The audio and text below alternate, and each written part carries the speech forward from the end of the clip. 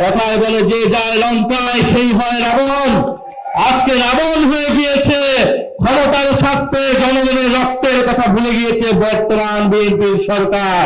বাংলাদেশের রাজনীতিতে যারা ওয়াদা ভঙ্গ করেছে তাদের পরিণতি কিন্তু খুব ভালো হয় নাই।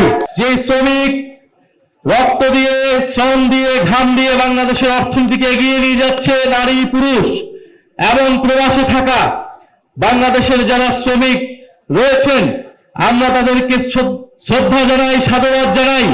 কিন্তু দুঃখের বিষয় শ্রমিক ভাইগণ, আমরা আশা করেছিলাম বাংলাদেশের যে নতুন সরকার গঠিত হয়েছিল সেই নতুন সরকার শ্রমিকের রক্তের উপর দিয়ে গঠিত হয়েছে, ছাত্রদের রক্তের উপর দিয়ে গঠিত হয়েছে, জনগণের রক্তের উপর দিয়ে গঠিত হয়েছে।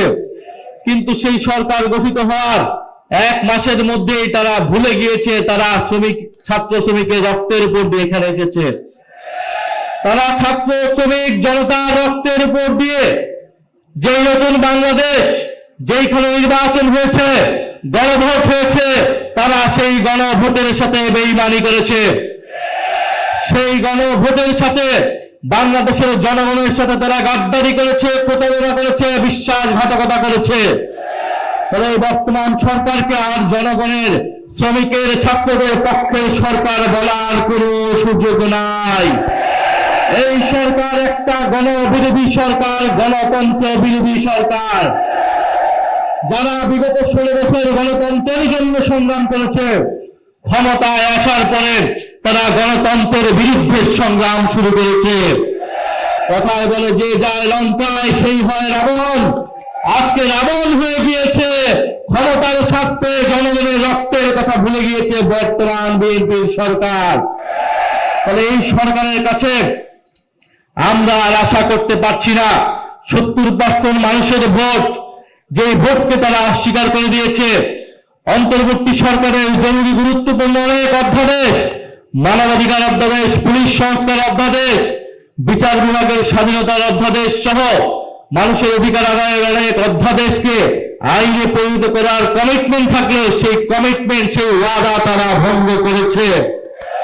বাংলাদেশের রাজনীতিতে যারা ওয়াদা ভঙ্গ করেছে তাদের পরিণতি কিন্তু খুব ভালো হয় নাই।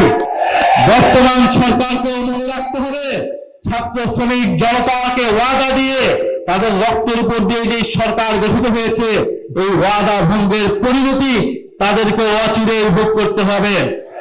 প্রিয় শ্রমিক ভাইরা, আমরা এক নতুন জাতীয় ঐক্যে আবির্ভূত হয়েছি, যেখানে আমাদের বাংলাদেশের জুলাই গণ অভ্যুত্থানের বাংলাদেশের শ্রমিকদের প্রতি আমাদের যে ওয়াদা ছিল যে একটি বৈষম্যহীন বাংলাদেশ আমরা করব, আমরা রাজনীতি, অর্থনীতি, সমাজ সব জায়গায় ইনসাফ প্রতিষ্ঠা করব, নতুন বন্দোবস্তে শ্রমিকের হিস্সা নিশ্চিত করব।